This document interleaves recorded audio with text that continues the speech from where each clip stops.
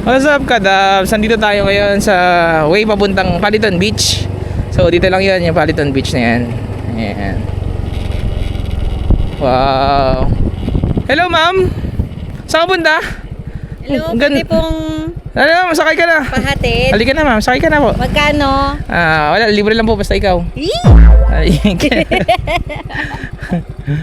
Let's go. Dito yung mga Kadabs. Dire-diretso na natin to.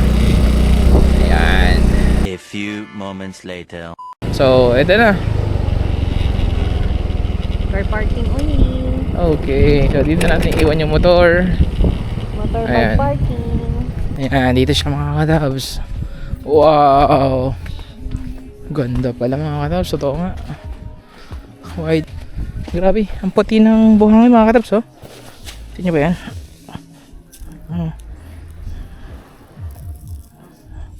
Puputi, oh. Pino rin.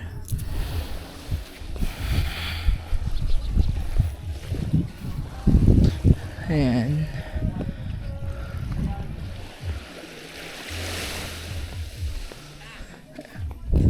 Dito tayo. Wow, ganda.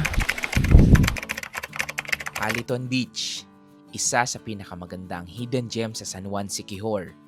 Ang beach na ito ay kilala sa mahabang shoreline niya, crystal clear na tubig, at breathtaking na sunset na halos hindi mo makikita sa ibang beach sa Pilipinas. Hindi siya ganon kasikat compared sa Boracay o Palawan. Pero yun nga ang maganda, less crowd, mas authentic, at syempre mas peaceful. So kung nagbabala kayo pumunta dito, isa ito sa pinaka-accessible na beaches sa isla. Pag nag-rent kayo ng motorbike or tricycle, mga 10 to 15 minutes away lang siya from the town proper.